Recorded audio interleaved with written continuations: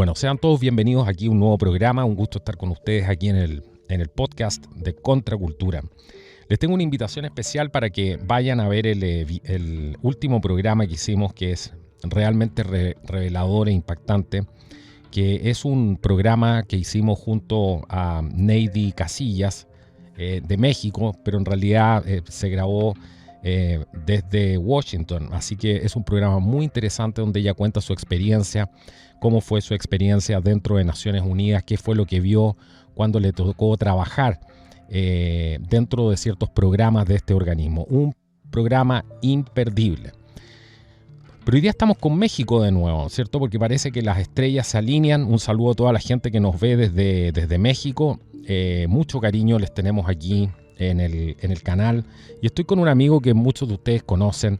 Me refiero a don Raúl Tortolero, escritor, conferencista, un amigo del canal que ha estado aquí hace ya bastante tiempo trabajando todo este tema de la batalla cultural, tratando de contrarrestar este discurso tan destructivo que tenemos hoy en día, que ha permeado distintos estadios de la sociedad actual y del pensamiento, no podemos decir moderno, ¿cierto? Pero es lo que hay hoy en día. Y vamos a hablar hoy día de algo bastante polémico, que es su nuevo libro, un nuevo libro que como título lleva Nueva Derecha, un título que por sí es bastante polémico y mucha gente que no cree en este tema de las izquierdas y las derechas, pero sin duda hay que tener un discurso y hay que tener algún tipo, ¿cierto?, de articulación política, que es muy importante, y vamos a no escuchar lo que queremos escuchar, sino que vamos a preguntarle a Raúl de qué se trata este nuevo libro que se llama Nueva Derecha, el retorno de Dios a la cultura ante el supremacismo progresista, lo que muchos definen algo como el Christendom, la vuelta esta esta cultura renovada, cristiana, mucho más fuerte, etcétera. Pero ¿qué les voy a decir yo? Vamos a hablar directamente con Raúl desde México. ¿Cómo estás, Raúl? Bienvenido, amigo mío, una vez más a este programa. Muchas gracias, estimado Carlos. Gracias por la invitación y me da mucho gusto poder compartir con ustedes este nuevo libro que estamos publicando hace apenas unos días, casi estrenándolo aquí con tu auditorio tan especial, tan informado y que siempre está al pendiente de lo que va surgiendo, que va pudiendo contribuir a esta nueva lucha. Muchas gracias. Exactamente, no, muchas gracias a ti por estar aquí y darnos esta importante premisa que es el lanzamiento de este nuevo libro. ¿Cómo definirías brevemente, si tuvieras que hacer una pequeña introducción de este libro, qué dirías la contratapa? Brevemente, este nuevo libro, Nueva Derecha, el retorno de Dios a la cultura ante el supremacismo progresista.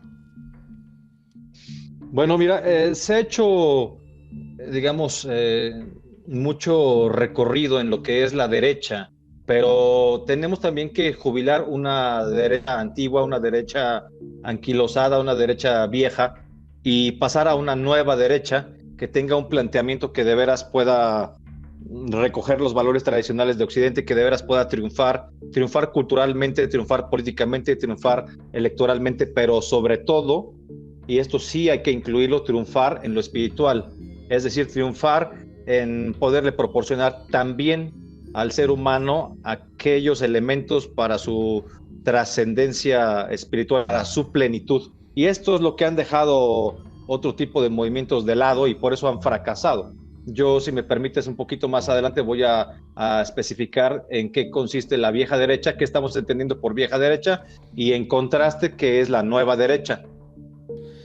Muy interesante, sin duda. Hay que explicar eso para poder ir entendiendo esto y para que puedas hacer tu punto y exponerlo correctamente para que la gente pueda sacar sus propias conclusiones. ¿Por dónde te gustaría empezar? Había una contrarrevolución cultural, pero más allá de esa contrarrevolución cultural, yo creo que hay que centrarse quizás un poco en por qué de alguna manera crees tú que este pensamiento hegemónico de izquierda se ha tornado algo tan destructivo se ha tornado algo que pasó desde el falso discurso de las preocupaciones sociales, ¿cierto? De la preocupación por la vida de las personas y toda esta causa de los derechos humanos, y hemos visto hoy día que tras de eso se escondía algo realmente horroroso, que a lo mejor dice relación a uno de los primeros poemas de Marx, donde él muestra su verdadera cara y le dice literalmente al demonio que él le entrega su alma, porque las cosas creo que partieron por ahí. Mucha gente de la izquierda ignora los inicios de este pensamiento, que en el fondo era una cosa completamente sectaria. ¿Qué piensas tú de eso? ¿Crees que sería bueno introducirnos de repente por ahí? Sí, totalmente, y además estoy de acuerdo con lo que estás planteando. Hace unos días tuve oportunidad de dar una conferencia, por cierto, a la que gracias a Dios asistió muchísima gente en la bella, hermosa ciudad de Guadalajara, Jalisco, acá en México. Es la ciudad más importante del occidente en México. Y ahí planteaba yo por qué un cristiano no puede ser de izquierdas, no puede ser marxista. No todas las izquierdas son marxistas, pero la verdad de las cosas es que de facto la mayoría, la inmensa mayoría de las izquierdas sí tienen una influencia marxista, y hay que pensar que no solamente estamos hablando, por supuesto, del marxismo clásico, sino ya estamos hablando del marxismo posmoderno, que es mucho más complicado, tiene muchas aristas y abarca muchísimas expresiones. ¿Por qué no puede un cristiano ser de izquierda? ¿Por qué no? Mira, básicamente lo voy a decir así. Viene un capítulo en este libro, Nueva Derecha, el retorno de Dios a la cultura ante el supremacismo progresista, en donde hablo de la psicología de un izquierdista. ¿Cuál es la psicología? ¿Cuál es el motor? ¿Cuál es la clave de la psicología de un izquierdista? Y hay una expresión que no puede dejarse de lado, es el resentimiento social. Si tú te das cuenta, todas las expresiones de marxismo clásico, tanto como las expresiones de marxismo posmoderno, tienen un común denominador, que es el resentimiento social. O sea que tú fueras parte del proletariado, como lo que convocaba Marx en su manifiesto comunista de 1848 para hacer la revolución sangrienta, armada, y después imponer una dictadura del proletariado. Proletarios, entendiendo por proletarios campesinos y también los obreros. Sea que tú fueras este tipo de expresión social, tanto como las expresiones de marxismo posmoderno, que son el supremacismo feminista, el supremacismo LGBT, el supremacismo indigenista, el supremacismo negro, el supremacismo ecoanimalista o ecologista. Cualquiera de todas estas expresiones antiguas, o bueno, más pues sí, previas en la historia, o las más contemporáneas, siempre están influidas o motivadas por el resentimiento social.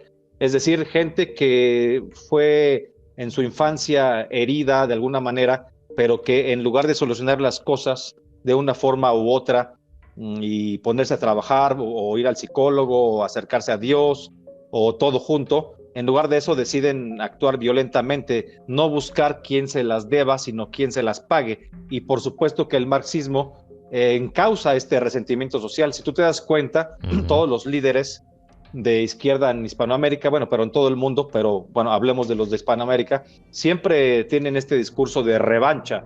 El discurso de la izquierda es un discurso revanchista, es un discurso de venganza, es Exacto. Un discurso de acabemos con los ricos, acabemos con los que tienen los medios de producción, acabemos con el hombre blanco, acabemos con los privilegios de los heterosexuales, acabemos con el machismo o supuesto machismo del hombre, del varón, etcétera, etcétera, ¿no? Acabemos con la iglesia, acabemos con los cristianos, porque todos estos ejemplos les parecen parte de una hegemonía cultural que por supuesto ya no se da, y que aunque se hubiera dado en algún momento de la historia, esto no significa que todos los demás eran víctimas. Es como decir, en Estados Unidos, todo hombre blanco era esclavista, o todo hombre blanco es racista. Pues es una estupidez. Por supuesto que no es así. Sí hubo, por supuesto, esclavismo, pero también Lincoln fue, por ejemplo, en Estados Unidos, el que acaba aboliendo la esclavitud, y es un hombre blanco. O sea, no se le puede atribuir a una raza toda la maldad, ni a otra raza toda la bondad. Por eso el resentimiento social es la clave para entender a un izquierdista. No hay un solo izquierdista que yo conozca que no tenga un odio profundo en su alma, en su interior, contra algo, sea contra su papá o contra alguien que tenía más dinero que él. Y entonces buscan una expresión social, un partido político, un movimiento, una ideología que le dé cauce al desfogue de sus emociones reprimidas, ¿no? Esto es lo que genera una tensión dentro de los movimientos de izquierda hacia todo lo demás. Eso es la psicología del izquierdista. Digamos, vamos a pensar, quisiera poner este ejemplo, si me permites. Por favor. Un niño que crece en un barrio pobre, en una familia disfuncional, que el papá no está, la mamá tampoco sabe bien qué hacer, y él es uno de muchos hermanos, viven amontonados, viven con pocos recursos, y viven viendo que la familia de enfrente, la familia de cruzando la calle, es una familia pues también con problemas económicos, pero ya pudieron poner un Abarrotes. Abarrotes en México es una tienda donde venden pues latas, claro, refrescos. Sí. Crece viendo el niño, niño crece viendo cómo la familia de enfrente pues está un poco mejor organizada, tienen valores cristianos profundos, y eso hace que la familia esté unida, que esté trabajando por un proyecto para también salir adelante en lo económico, y crece viendo que los demás, pues que esa familia pues finalmente se compra un carrito, se compra un auto, luego va mejorando, tal vez en unos 10 años más ya tienen un segundo Abarrotes para otro hijo, el hijo más grande, no sé, y van prosperando, y el niño pues sigue con sus problemas, etcétera, etcétera. Siempre es la familia que él ha odiado porque los ve prosperar y él no prospera y no se arreglan sus problemas en su casa, hasta que finalmente este niño, fíjate, hasta que finalmente este muchacho llega a la preparatoria pública, o no se diga a la universidad pública, en donde con toda seguridad en Hispanoamérica va a ser un semillero, una escuela de marxistas, cosa que, dicho sea de paso, hay que combatir, porque nuestras universidades públicas no tienen por qué ser sinónimo de izquierda, para nada. Pues en toda Hispanoamérica tenemos cerca de un 85% de cristianos, sumando católicos y protestantes, entonces la inmensa mayoría es de cristianos. ¿Cómo es que las universidades públicas siempre son de izquierda? Pues si viven de nuestros impuestos, viven del presupuesto que se le asigna desde el gobierno federal a estas instituciones que generalmente son autónomas, pero no hay ninguna justificación para que ahí subviertan las ideas de nuestros jóvenes y se conviertan en un semillero de revolucionarios o de marxistas posmodernos. Para nada, ¿no? Al contrario, necesitamos universidades y escuelas públicas que sí reflejen los valores de la cristiandad, puesto que eso es lo que domina en la sociedad, no unos valores contra la sociedad.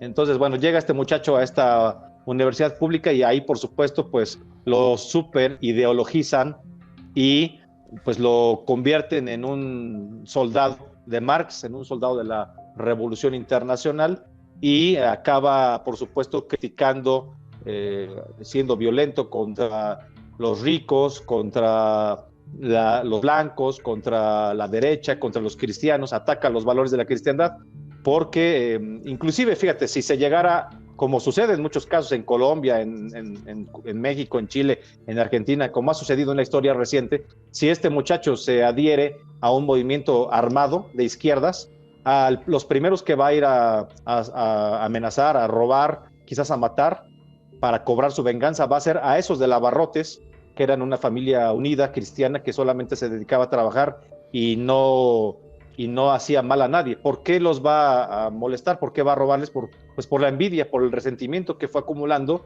durante toda su infancia. O sea, encuentran un movimiento social, un partido político, a veces expresiones armadas, que les sirven para vengarse de lo que ellos no tuvieron. Eso es la izquierda, básicamente. Ya no me quiero detener más en este punto, solamente era para ir planteando algunos conceptos importantes, porque finalmente la psicología de un izquierdista es esa, ¿no? Si es por ejemplo, una supremacista del feminismo, igualmente va a buscar venganzas a través de estas marchas, estos colectivos que siempre intentan destruir los valores de Occidente, ¿no? Claro, sí. Hay un componente bien importante ahí que es muy emocional, ¿cierto? Es muy de las tripas. cuando se toman, cuando las personas de izquierda dan algún tipo de argumento, o normalmente es algo que viene de las tripas, y tiene un componente muy, muy emocional. Y es por eso que la mayoría de la propaganda, creo yo, no sé qué opinas tú, pero la mayoría de la propaganda como esta de que quién tiene más o quién tiene menos, siempre apela a algo emocional, a tratar de movilizar a las personas, no a través de la razón, sino que a través de las emociones. Sí, totalmente de acuerdo. Es lo que han hecho líderes como Lula, como Andrés Manuel López Obrador, etcétera, Boric, o sea, apelar a que tú siempre has estado mal, siempre has sido oprimido, siempre has sido menos que los demás, pero yo te voy a reivindicar, yo te voy a proporcionar la forma, el camino para que tú consigas finalmente la igualdad, lo cual es una mentira absoluta, Sí. ¿no? Porque una vez que están en el poder, lo que tratan de hacer es una igualdad, pero de forma muy forzada, y eso no se puede. En este mismo ejemplo que ponía, que es muy básico, muy de escuela, pero que se sirve para que pues, se pueda entender fácilmente lo que quiero expresar, en este ejemplo, este muchacho que finalmente se adhiere a un movimiento armado y va y asalta a los vecinos, quizás se mata a la gente porque creció con este resentimiento, o les pide cuotas para financiar su movimiento, aprovechando que ellos sí trabajaron. ¿Y qué es lo que hacen los gobiernos? Por ejemplo, llegan y dicen, bueno, vamos a quitarle esta familia, ya logró tener 4 abarrotes, 4 tiendas de abarrotes, y tiene 2 casas o 3 casas, y tiene varias camionetas en donde transportan sus productos, pues sí, sus verduras, sus latas, cualquier cosa que vendan en sus abarrotes. Entonces vamos a quitarle, es un ejemplo muy básico, ¿no? O sea, vamos a redistribuir la riqueza. Otro concepto eufemístico terrible que nos hace mucho daño. Vamos a quitarles a los que sí trabajaron, a los que sí se esforzaron, una parte, y se la vamos a dar al niño de enfrente que nunca tuvo nada, porque el papá quizás era un alcohólico, un vago, y la mamá pues no supo cómo resolver y era también violenta, etcétera. Entonces vamos a quitarles a los que sí tienen para dárselos a los demás, y esto tiene que ver a veces con la expropiación, o tiene que ver con cobrarles mucho más impuestos, ¿no? Si este niño que no tenía recursos pagaba a su familia, vamos a decir, un 15% de impuestos en general, los de enfrente que sí tenían, que viven en esa misma zona, ahora van a pagar a lo mejor el doble de impuestos porque tienen más abarrotes, lo cual pues me parece que es absurdo, porque no estás motivando el desarrollo libre de la economía, no estás motivando que la gente sea emprendedora, que abra nuevos negocios y que mantenga a la familia unida, sino lo único que estás motivando es el resentimiento social, porque de eso viven. Y entonces cuando ya le arrebatan sus propiedades y su dinero, le asaltan a la familia que sí trabajó, le roban a la gente que sí logró prosperar su dinero para redistribuirlo, entonces se lo dan en cheques de mega asistencialismo a la gente que a veces no hace nada, ¿no? Entonces esta gente va a recibir cheques, y lo único que tiene que hacer es seguir votando por el mismo partido de izquierdas, y son capaces de salir y hacer marchas, romper vidrios, vandalizar, no se diga hasta matar, para generar grupos de choque como Primera Línea, o como los chavistas que circulan en las calles en Caracas, en muchos lados, para contribuir a ese gobierno a que siga en el poder. Esa es la psicología de la izquierda, y voy a mencionar ahora cuáles son los 7 crímenes de la izquierda progresista. Número 1, buscar la destrucción del cristianismo. Esto es lo que es de fondo, por eso lo pongo en primer lugar. Ya están saliendo totalmente del closet. La izquierda progresista también no solamente es la de los movimientos sociales de Hispanoamérica, también es la que está en Hollywood, la que está en los Grammys, la que está en Netflix, la que está en las marcas conocidas de ropa, etcétera, etcétera. Buscar la destrucción del cristianismo. Vimos los Grammys hace apenas unas semanas con este señor Sam Smith vestido de diablo en un happening, un performance totalmente diabólico, que no tiene ninguna intención de ocultarlo, ¿no? Acabo de ver también una entrevista con esta señora actriz Megan Fox, en donde reconoce que han hecho eventos en donde beben sangre unos de otros, beben sangre humana con fines ritualísticos, dice ella, en rituales. Obviamente se está refiriendo a un ritual pues satánico, a un ritual que tiene que ver con la destrucción del cristianismo. Por eso vemos ataques por todos lados muy fuertes del cristianismo. Entonces, no nos engañemos. El primero de estos crímenes es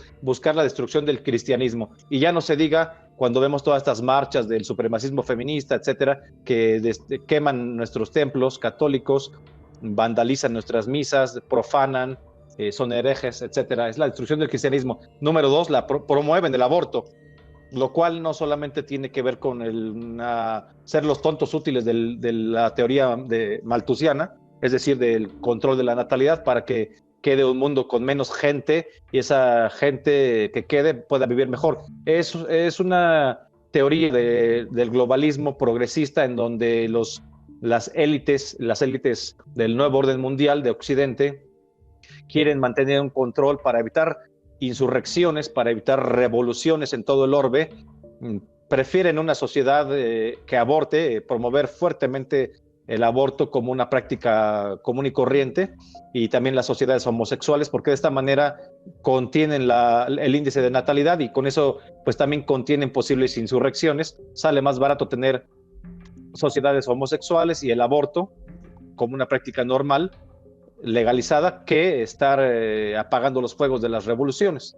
Entonces eso es la causa, esto es digamos, ese es el objetivo final de promover el aborto. También, por supuesto, número 3, destruir la familia natural, porque solamente para ellos en su óptica causa problemas y no puede el Estado gobernar al interior de la familia porque pues uno le es más leal a los padres o a los hijos que al Estado, por supuesto. Por eso quieren destruir, para que sea el Estado quien pueda adoctrinar directamente a nuestros hijos, así como sucede en China, ¿no? Que si un niño es bueno para los clavados o para la natación, entonces es arrancado de su seno familiar y con ello le quitan un peso económico a la familia que hasta aplaude, y se lo llevan a las competencias, lo forman hasta que compite y gana medallas en las Olimpiadas, bueno, justas, internacionales, en donde pueda generar pues resultados positivos, ¿no? Esto es la destrucción de la familia natural, tiene muchas metas ocultas. 4, acabar con la propiedad privada. Ya oímos esta frase tan trillada, ya ahora tan repetida, de en el 2030 no tendrás nada y serás feliz. Así que por el lado chino, tanto como por el lado hispanoamericano de los sátrapas gobernantes o presidentes de izquierda, como en las élites globalistas, hay esta idea de abolir, ir acabando con la propiedad privada. Y mira, para que no piensen que estoy alucinando y que soy un conspiranoico, ni mucho menos, pongo unos cuantos ejemplos. La tecnología abona a esta idea de acabar con la propiedad privada. Ponte a pensar que hubo un tiempo en el que el dinero lo guardabas por desconfianza del banco, o lo guardabas abajo de tu colchón, o lo guardabas en una caja de seguridad en tu casa.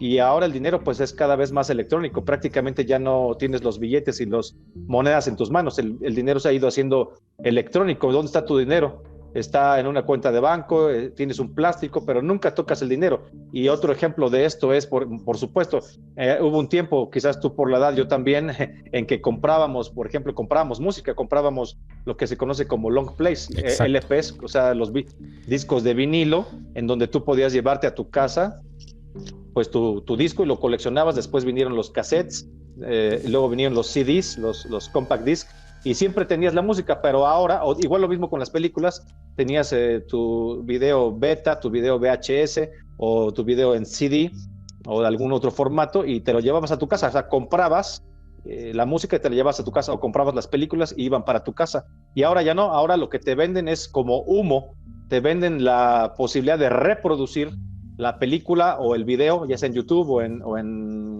Spotify, la posibilidad de reproducir por un momento una música o una película o un video. Eso es todo lo que tienes. Estás pagando un servicio de streaming en donde puedes ver en ese momento, pero nunca la posees. O sea, tú ya pagaste, tú pagas dinero, pero nunca posees, ya no posees. Y hay esta tendencia también que se va extendiendo por ejemplo, Airbnb, donde tú vas y no compras, o sea, rentas una casa para estar en vacaciones, pero la tendencia es que en donde tú vives no sea casa tuya, sino que sea propiedad del Estado, y de alguna forma pagas una mensualidad, pero nunca posees. O sea que la propiedad privada va cada día va de salida, va perdiendo su existencia material y se va haciendo más aérea, pues sí, más etérea, digamos, ¿no? Entonces, ese es el número 4. Número 5, destruir la patria, impulsar el globalismo. sin fronteras nacionales. Esto es un objetivo muy, muy clásico, muy repetido del globalismo. Lo vemos en la ONU, ¿no? La idea de gobernar al mundo ya sin tener en cuenta las soberanías nacionales. El número 6, cancelar las libertades, como lo hemos podido ver a lo largo de los años anteriores con todo esto que vino sucediendo con los virus y todo eso, y la cancelación de cuentas de Donald Trump y los conservadores en Facebook, en Twitter, en Google, en YouTube, en todas las redes sociales, y la salida de los medios mainstream de comunicación también. Y número 7, la supresión o deformación de los derechos humanos, donde ponen como un derecho humano el aborto, que por supuesto no es un derecho humano, pero de este punto hablaremos después de los eufemismos.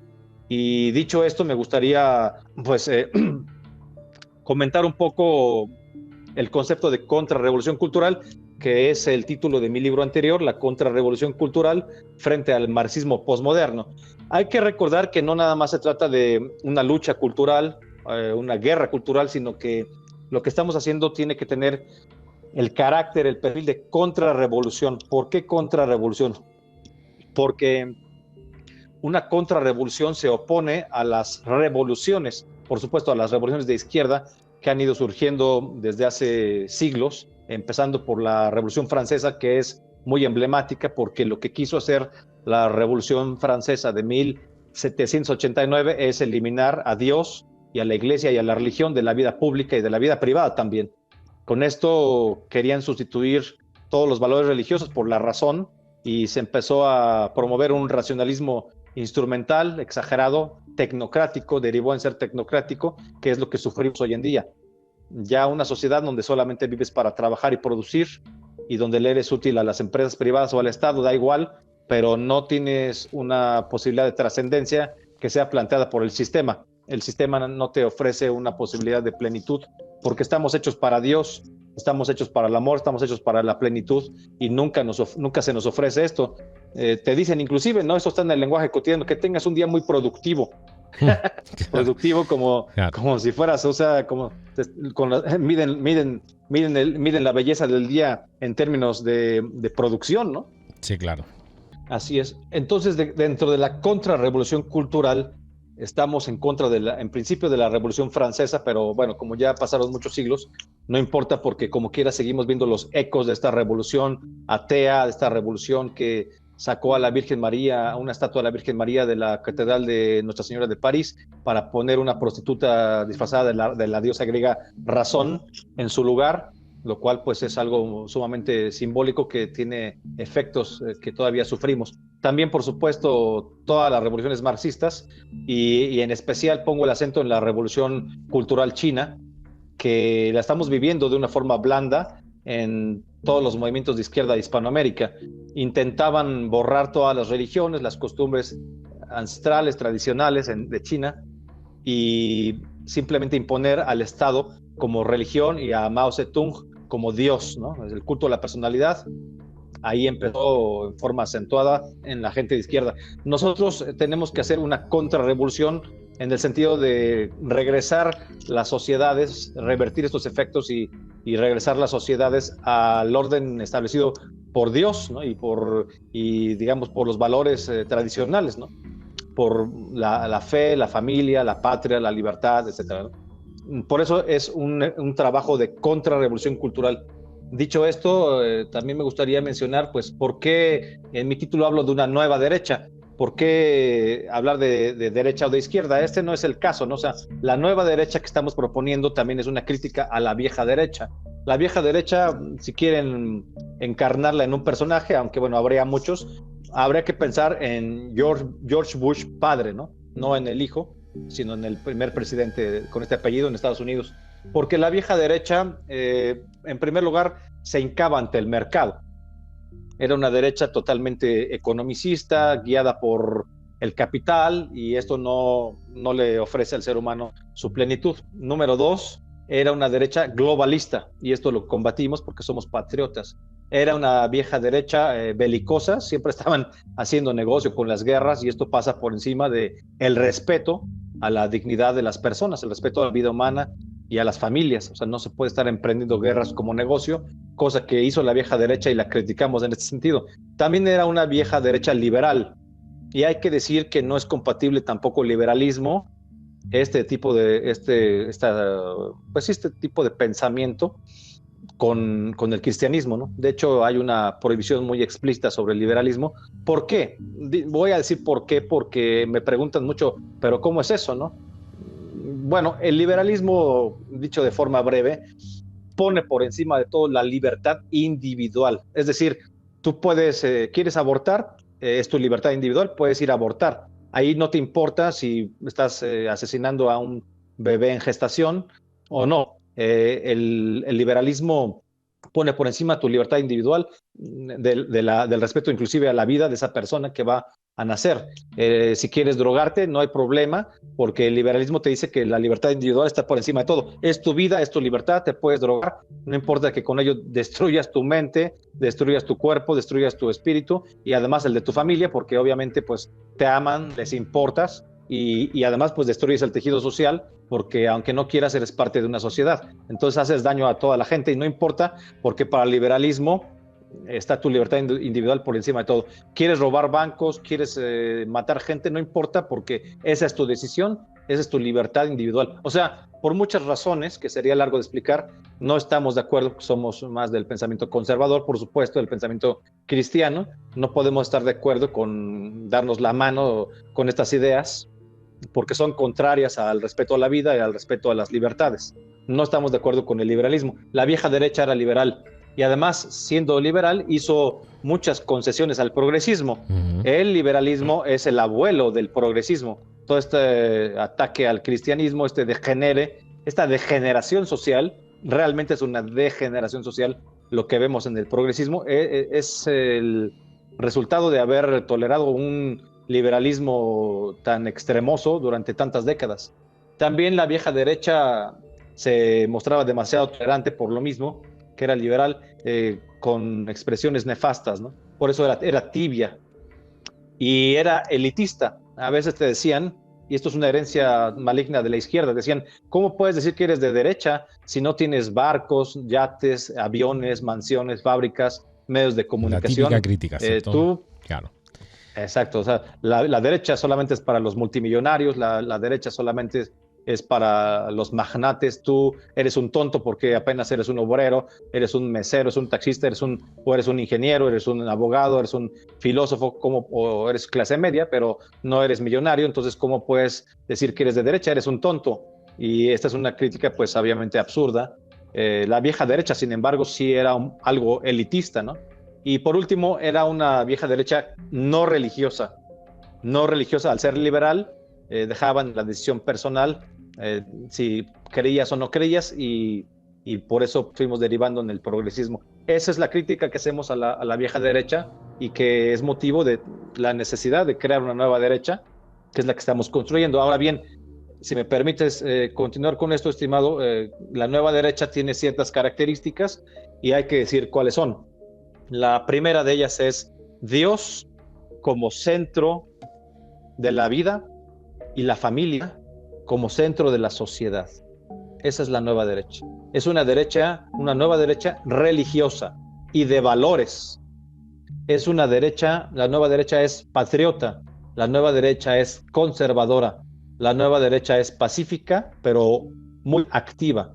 La nueva derecha es intensa y la nueva derecha es popular. Esto es muy importante entenderlo, porque en esta derecha sí amamos a la gente que trabaja, sí amamos a la clase trabajadora, a la gente que sale a pelear para darles de comer a sus hijos y darles una buena educación, pero que no opta por cualquier método para llevar el pan a su casa, sino que lo hace con ética, lo hace con esfuerzo, lo hace conservando los valores.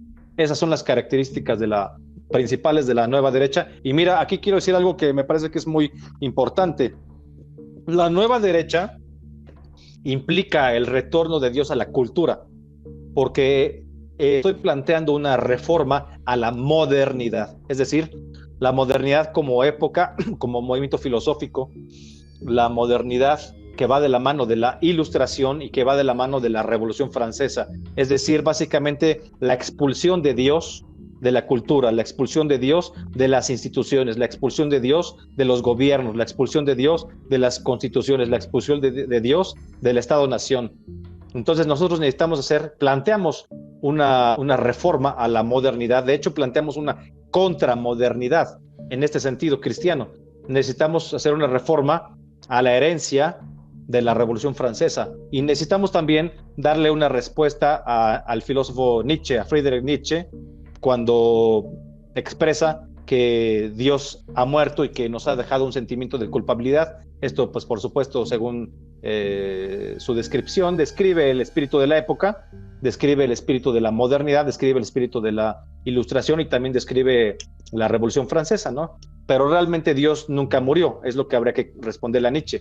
Dios nunca murió, murió el hombre que quiso olvidarlo. Cuando Nietzsche dice que Dios ha muerto y que nos ha dejado las manos llenas de sangre, también dice algo muy, muy importante, que es que no se puede llenar ese vacío. ¿Con qué vas a llenar el vacío de Dios? Y la depresión que arroja, ya no tiene sentido la vida. Y entonces por eso hemos vivido una época con estas características como lo vemos hoy en día. Por eso necesitamos poner a Dios al centro de nuestras vidas y dejarnos de ser tontos, porque no hay otra forma de conseguir la plenitud. No es tampoco con el dinero, mucho menos con las revoluciones, ni es con las drogas, ni es con una sexualidad desbocada, ni es presumiéndole a los demás, ni es con la fama, ni es con la acumulación de riquezas, ni es explotando a los demás. Tenemos la necesidad de tener una vida de acuerdo con los valores y poner a Dios en el presente, ¿no? Esa es la respuesta que tenemos que darle a Nietzsche y hacer la contramodernidad. Ahora, hablemos un poco porque todo esto tiene que ver también con todo este movimiento del marxismo posmoderno que tanto hemos hablado aquí en el canal. Pero, ¿qué te gustaría, qué habla este libro, por ejemplo, del marxismo posmoderno? Porque me parece que es muy importante en el orden donde se menciona esto dentro del libro.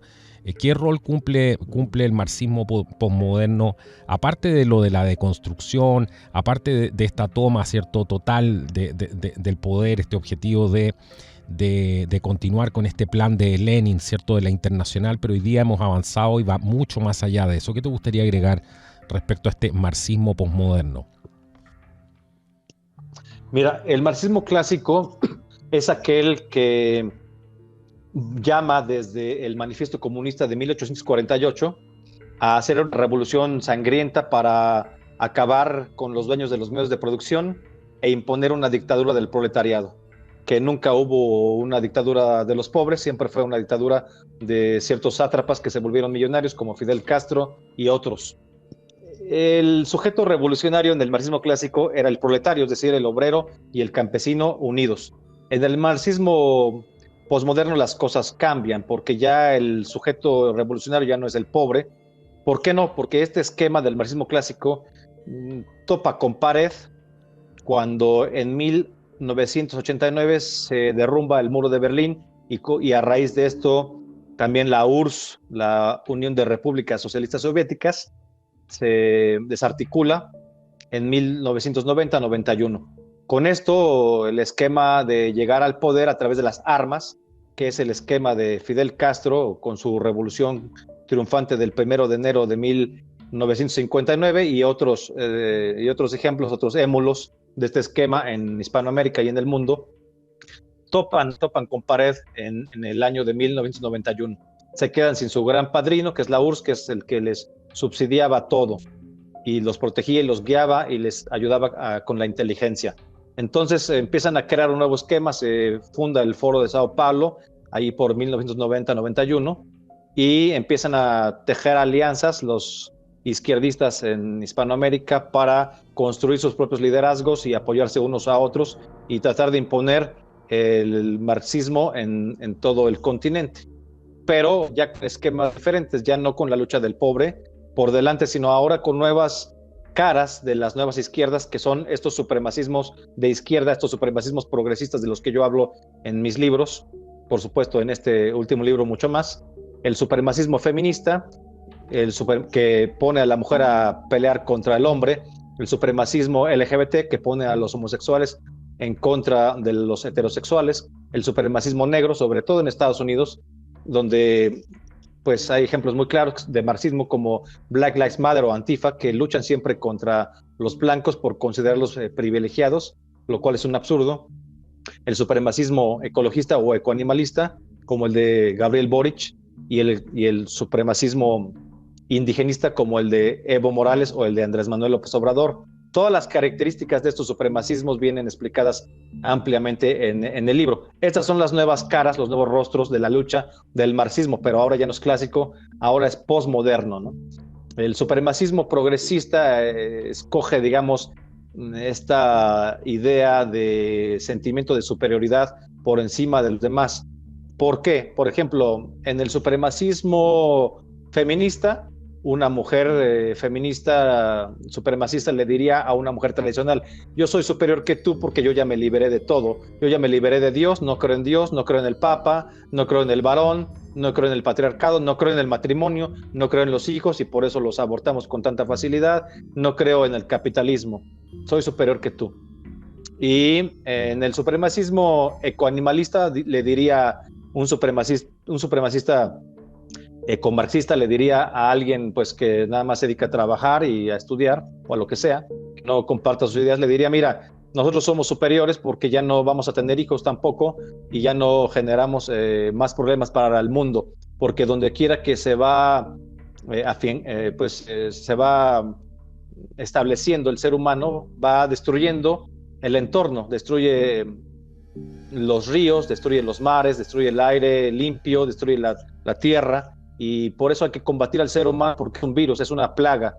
Necesitamos crear sociedades donde el ser humano ya no tenga hijos. Ahí está el nuevo libro de esta señora esquizofrénica, Greta Thunberg, en donde pues dice que el hombre blanco maduro es lo peor que le puede pasar a la ecología. Imagínense nada más. Si esto no es marxismo posmoderno, pues ¿qué Y de es? sustentable no tiene nada eso. Pues, ¿cómo vas a hacer sustentable cómo va a ser sustentable la base de la eliminación del hombre, ¿cierto? De la especie. ¿Qué tiene de sustentable eso? Es que es toda una falacia. El otro día tuvo que eliminar un tweet porque creo que hablaba de que en este año se iba a acabar no sé qué o se iba a inundar no sé qué y tuvo que eliminar el tweet que ha sido noticia en Estados Unidos en diferentes partes, porque así van actuando. Así que increíble. Veamos qué es este concepto de GPP, algo que aparece en tu libro, que tú dices que hablas de este término GPP, en realidad más que un término, ¿cierto? Es una abreviación, y dice guerra prolongada posmoderna. ¿Qué es esta guerra prolongada posmoderna para ir avanzando en este libro? Nueva derecha, el retorno de Dios a la cultura ante el supremacismo progresista, por Raúl Tortolero, con quien estamos hablando hoy día. Raúl.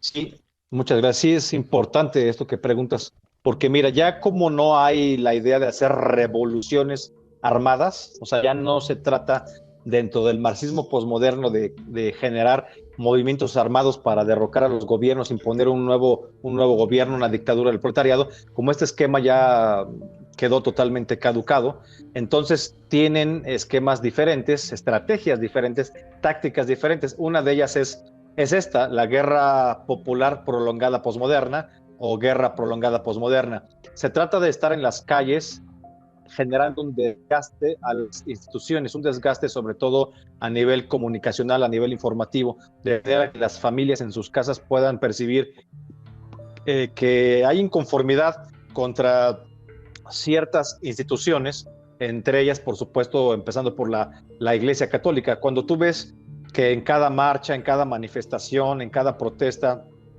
durante el año incendian los templos, los vandalizan, los grafitean, ponen insultos, le ponen son violadores, le ponen muerte al macho, también van a ciertas oficinas de gobierno, van a las oficinas de los derechos humanos, en fin, o sea, tienen una agenda muy clara, combaten por ejemplo, la idea de los Provida, las oficinas de los Provida, de las instituciones pro vida, las combaten, son pro aborto, o sea, están desgastando todo el tiempo ciertas instituciones. Aclaro que por instituciones no hay que pensar, digamos, en edificios, ¿no? No nada más hablo de los templos, sino hablo de la institución cristiana o católica en tanto los conceptos que tenemos para irnos guiando en nuestras vidas. El concepto, por ejemplo, pro vida, pues no es que sea, no es un edificio donde hay que ir a atacar, pero obviamente pues tienen que atacar algo de manera física y atacan oficinas, atacan pues sí, lugares donde se reúnen o atacan símbolos, ¿no? Atacan símbolos. Por ejemplo, siempre atacan al Cristóbal Colón, todas las estatuas de Cristóbal Colón que tenemos en Hispanoamérica, bueno, y también en Estados Unidos, y no se diga en Europa, siempre son atacadas por el supremacismo indigenista, y todos estos supremacismos tienen vasos comunicantes, hay que decirlo, ¿no? Entonces, este concepto de guerra popular prolongada sirve para que la gente asocie ciertos conceptos con que algo está mal, para ir derruyendo, ir carcomiendo los cimientos de nuestra civilización y los transformando en nulidades. Esto es un esquema que por supuesto le es benéfico a la hegemonía cultural china, del Partido Comunista de China, totalmente, porque le conviene tener a un occidente sin valores, hincado, postrado, para imponer. Ya tienen una hegemonía militar, ya tienen una hegemonía económica, financiera, pero ahora falta la hegemonía cultural, que la tienen un poco más complicada por la barrera del idioma, pero poco a poco lo van haciendo. Y hay que decir que esta guerra popular prolongada, posmoderna, es una calca o es una adaptación de la guerra, de la revolución cultural china. Eso te iba a decir. O sea, tiene un carácter carácter maoísta, pero hay que aclarar, estimado Carlos, que estamos acostumbrados a oír de movimientos maoístas en Hispanoamérica y siempre tenemos como referente quizás máximo al Sendero Luminoso, que ponía bombas y acababa inclusive con todas las otras izquierdas, las que le parecían moderadas, le parecían burguesas, le parecían todo lo que tú quieras, y ellos eran extremos, y el objetivo que tenían con esto era dividir a la sociedad en dos, acabar con todas las izquierdas para ellos tener el monopolio de la izquierda y dejar a todos los de la derecha, digamos, del otro lado. Y esto es un esquema del que no estoy hablando. Yo estoy hablando de cómo acabar con las instituciones de forma cultural. Para eso es la presencia permanente de las manifestaciones en la calle. También para generar miedo a que la gente salga, a que la gente diga algo, ¿no? Porque si criticas una supremacista feminista en el radio, en la televisión, te cancelan, te corren de la universidad. Aquí en México acaban de correr a un abogado que criticó esta marcha destructiva del Día de la Mujer, porque siempre rompen todo y son muy agresivas, inclusive con las mujeres policías, ¿no? Las golpean, las dejan malheridas, en fin, no respetan a nadie, y esto pues es muy malo. Entonces, si alguien critica, la idea es que reciba su castigo de inmediato, y esto es lo que quieren generar en la mente. Son movimientos en la calle. Bueno, pasemos, si quieres, a los siguientes conceptos. Bueno, hay varios conceptos aquí. Me gustaría ir incorporándolos de alguna manera en estos 10 minutos que nos quedan de programa solamente, porque la verdad es que es muchísima información dentro de este libro Nueva Derecha, El retorno de Dios a la cultura, por Raúl Tortolero, que estamos hablando hoy día con él aquí. Te voy a hacer ¿cuál sería este nuevo orden mundial del dragón rojo? Hay muchos conceptos de este famoso nuevo orden mundial que han ido emergiendo. Algunos dicen algunos que se contraponen unos con otros.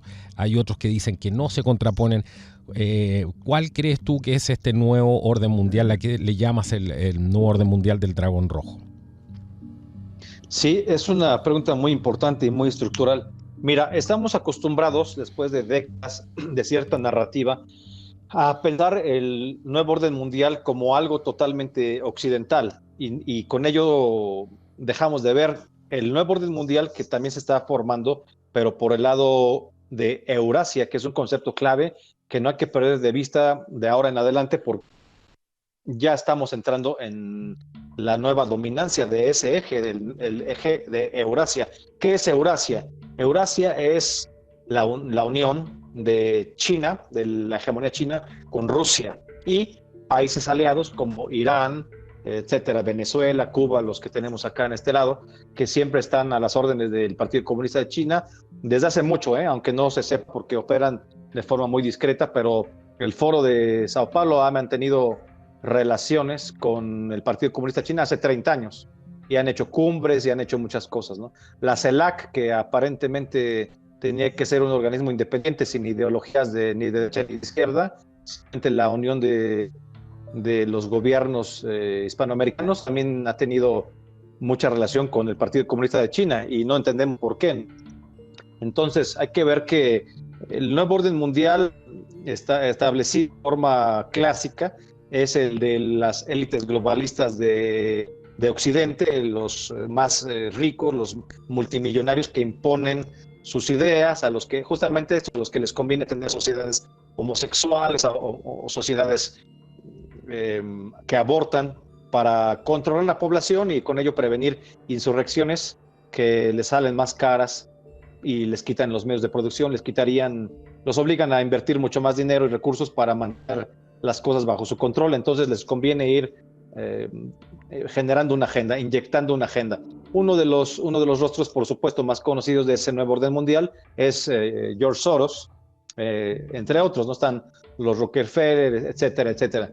Pero al mismo tiempo que se da este nuevo orden mundial occidental del que hablaba ya desde 1991 George Bush padre, en el contexto de la invasión a Irak, también al mismo tiempo se da este crecimiento de Eurasia, que intenta, por supuesto, pues quitarle la hegemonía financiera, económica y cultural a Estados Unidos, y que ya tienen muchos avances, quieren desdolarizar la economía y quieren barrer con todos los valores de la cristiandad para poner un sistema similar al de China. Y vemos el entreguismo de muchos gobiernos de izquierda en Hispanoamérica a un nuevo orden mundial de Eurasia, de China y Rusia.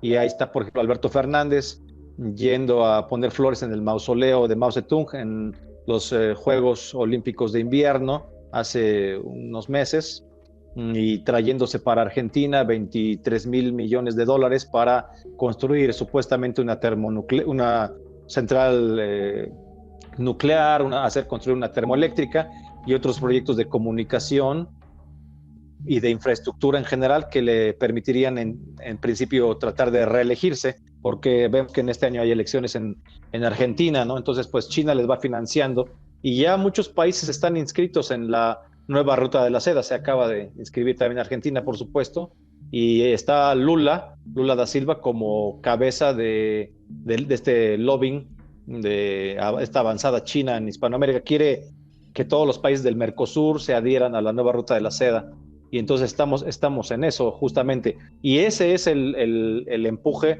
del nuevo orden mundial, pero ya no el occidental, Carlos, sino el nuevo orden mundial del dragón rojo, o sea, de China y de Eurasia.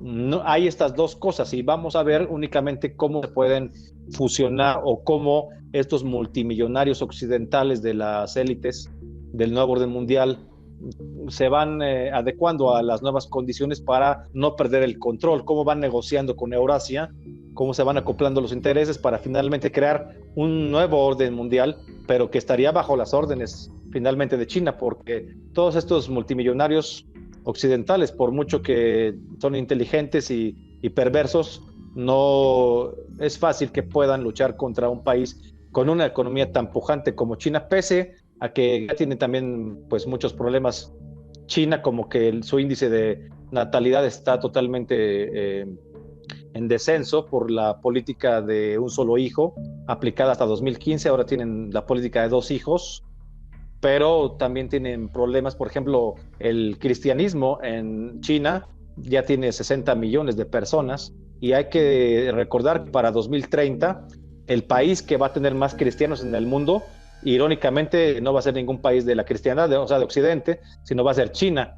Va a ser el país con más cristianos del mundo. Sin embargo, pues el gobierno chino mete mano en todas estas iglesias y quiere imponer pastores cuando son protestantes, o imponer sacerdotes, obispos o otros liderazgos cuando son católicos. Hay que tener el radar.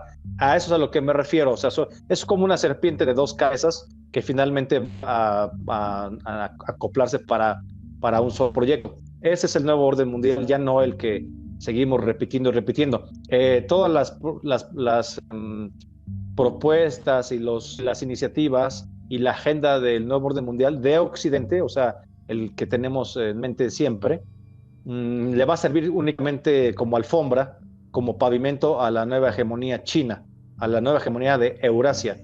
Si quieren saber más de este concepto de Eurasia, es un concepto viejo, pero que reelabora Alexander Dugin en sus conceptos actuales, y es importante tenerlo en el radar.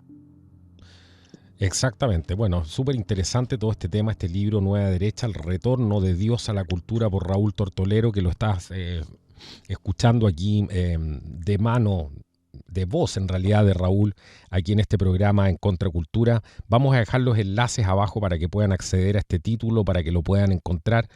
Pero antes de irnos, Raúl, te hago la última pregunta, porque tú hablas de que, a un concepto que me parece muy interesante, hablas de los cristeros del siglo XXI, hablas del Ejército Cristero Internacional.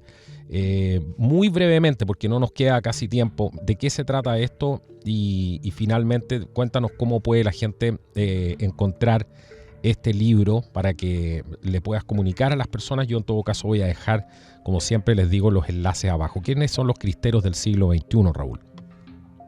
Mira, como sabes, hace casi 100 años en México, en 1926, hubo una guerra que se llamó Guerra Cristera o la Cristiada. Esto quiere decir una guerra que tuvo que ser armada, por desgracia, contra un presidente masón, un presidente de izquierdas que se llamó Plutarco Elías Calles. Este señor era bastante peor que Daniel Ortega de Nicaragua, porque mandaba matar, asesinar sacerdotes y muchísimos fieles católicos solamente porque eran católicos. O sea, quería abolir la religión católica. Ya sabes que así son las personas de izquierda, si han traído esta agenda, esto no es nada nuevo. Entonces, por supuesto, los católicos, que en aquel momento en México eran el 98% de la población, hoy somos el 88% junto con los en general, pues los cristianos, los católicos no se dejaron. Hubo quienes optaron por las armas, y pues creo que hasta la doctrina social de la Iglesia justifica el tomar las armas cuando ya se agotaron los diálogos, cuando ya se agotaron absolutamente todas las otras opciones y no quedó de otra y tuvieron que defenderse, porque también la legítima defensa pues es católica y estaban siendo asesinados. Entonces, bueno, eso sucedió hace 100 años. Finalmente ganamos los católicos, por supuesto, faltaba más, pero hoy en día vemos la multiplicación de los Plutarcos Elías Calles, es decir, de los asesinos de católicos, de los perseguidores de los cristianos en todo el continente y en todo Occidente. Vemos a gente como Petro, gente como Lula, gente como Alberto Fernández, como López Obrador, etcétera, etcétera, que no parece que compartan en lo más mínimo, no se diga Daniel Ortega, no comparten los valores de la cristiandad, tienen otras ideas y nos sentimos perseguidos, nos sentimos combatidos. Entonces, pues, como esto es una cuestión a nivel internacional, por eso decidimos crear una reestructuración, una reelaboración del Ejército Cristero, pero ahora es Ejército Cristero Internacional. Ya nada más es mexicano, y en nuestra agrupación, que fundó tu servidor, tenemos gente de más de 15 países que participan, pero hay que decir, y quiero decir bien claro, es un ejército internacional, pero es un ejército pacífico. No estamos haciendo un llamado a tomar las armas. Para nada, es una guerra de ideas, es una guerra de valores, es una guerra cultural, es una contrarrevolución cultural. Entonces, digo 5 características. El Ejército Cristero Internacional es, bueno, 1, es de carácter internacional. 2, es pacífico. 3, es la unión de todos los cristianos. Es ecuménico, aunque a algunos no les gusta el término. Digamos que sumamos a católicos y hermanos protestantes en esta lucha contra las izquierdas y contra el mal. Es contrarrevolución, es una guerra de contrarrevolución. Y por último, los mandos son laicos, no hay mandos eclesiásticos de ningún tipo. Somos nosotros los que como laicos estamos al frente de esto. La idea es, por supuesto, pues ejercer acciones de resistencia, activismo. Lo que estamos haciendo es escribir libros, hacer conferencias, hacer manifestaciones. Hemos hecho manifestaciones afuera de las oficinas de la ONU para la urgente revisión de la Agenda 2030, porque nos quieren imponer pues esta agenda que va en contra de nuestros valores y no lo podemos permitir. Hemos hecho manifestaciones afuera de la Suprema Corte de Justicia de la Nación contra a los que quieren ya no haya los nacimientos en lugares públicos. Nacimientos, me refiero a poner el pesebre, la representación del nacimiento de Jesucristo. Quieren esto, etcétera. Hemos hecho manifestaciones afuera de clínicas del aborto, hemos hecho manifestaciones afuera de la embajada de China a favor de los cristianos en China, en solidaridad. En fin, o sea, nosotros proponemos una serie de acciones, ¿no? Y quiero también mencionar cuáles son las 7 defensas de nuestra agenda que son, me parece, muy importantes y que planteé en el CIPAC hace unos meses acá en México. Es la defensa de la fe, la defensa de la vida desde la corrupción, la defensa de la familia, la defensa de la propiedad privada, la defensa de la patria, la defensa de las libertades y la defensa de los derechos universales. Y para ir cerrando, me gustaría, si me permites, viene un texto que me gusta mucho en el libro del que estamos hablando hoy, en donde viene un texto muy importante que me gustaría mencionar aquí. El texto habla de la mentalidad del rifle. Esta mentalidad del rifle quisiera mencionarla como la base también de nuestro pensamiento de guerreros, porque Carlos, hablamos nosotros no solamente de ser ciudadanos, es decir, de estar conscientes de nuestros derechos políticos y electorales, sino hablamos de dar 2 pasos más hacia el frente y convertirnos en soldados de Dios, convertirnos en soldados de Cristo Rey, estar dispuestos a ofrecer nuestras vidas a esta causa, consagrarnos en esta contrarrevolución cultural. Lo vemos como algo muy serio. Si me permites darle lectura, es un par de párrafos y con esto estoy cerrando. Esto viene en este capítulo que se llama La mentalidad del rifle. Dice: si te caes y puedes levantarte, levántate. Si te rompiste un tobillo, pero puedes avanzar brincando en otro pie, avanza. Si tus piernas no funcionan, arrástrate. Si todos tus seres queridos han muerto, llora y sigue adelante. Cuando todos te han abandonado y estás solo, Dios está contigo y más cerca que nunca. No dejes atrás tus ideales de acero por pequeños placeres superficiales. El dolor te limpia, el llanto te purifica. No dejes de amar, aunque todos los que una vez te amaron hoy te odien porque no entienden tu lucha, sigue amándolos hasta el final. Cuando nadie te comprende, pero desde el corazón sabes que haces lo correcto, sigue avanzando. Lealtad es sagrada. Dios es leal. Nuestra lucha es sagrada. Nunca mientas. Sé transparente. Aprende de las criaturas del Señor. Nunca dejes de orar. Toda tu lucha es para la gloria de Dios. Los hermanos se conocen en la lucha. Nuestra lucha está más allá de las convenciones sociales. Si un ojo te falla, con el otro avanza. Si no puedes ver, escuchando y palpando avanza. Entrégate a esta causa y ofrenda tus trabajos a Dios y al servicio del prójimo. Ora a Dios en la salud para que sientas su cariño y cuidados en la enfermedad.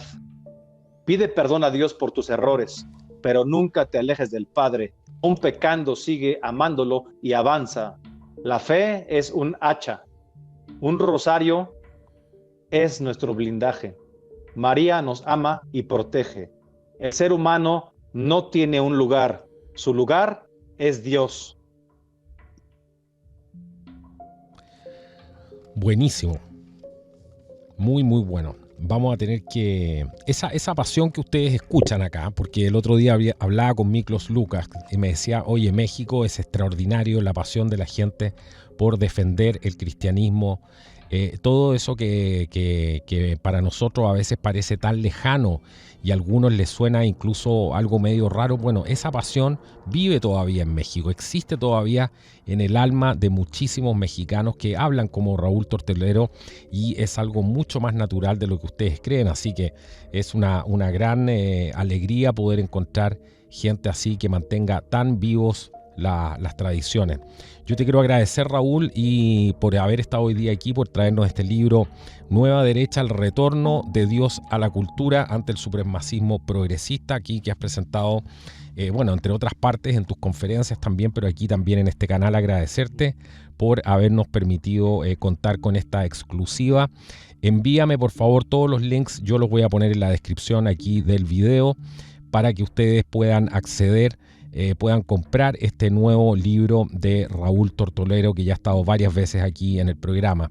Esa es la riqueza de poder hacer este tipo de programas. No solamente tenemos que, a lo mejor a veces escuchamos cosas que no queremos escuchar, o a lo mejor vemos opiniones distintas, divergentes, y eso en realidad, mientras se planteen con respeto, mientras se hagan con altura de miras y en realidad tengan el objetivo de juntar a las personas más que dividirlas, todas estas son bienvenidas, sobre todo para evitar un fenómeno que ya vimos anteriormente de formación de masas, donde justamente lo que se trata es de polarizar aún más a la sociedad. Y este tipo de iniciativas como las que trae Raúl, este tipo de mensaje realmente evita esos fenómenos de formación de masa donde el discurso se transforma en algo violento. Agradecerles por la sintonía el día de hoy aquí en el programa. No olvides compartir este importante episodio. Si tú compartes el video podemos llegar a muchas más personas. El algoritmo no siempre nos favorece y eso tienes que tenerlo en cuenta en cada programa, así que no cuesta nada, puedes compartir este video.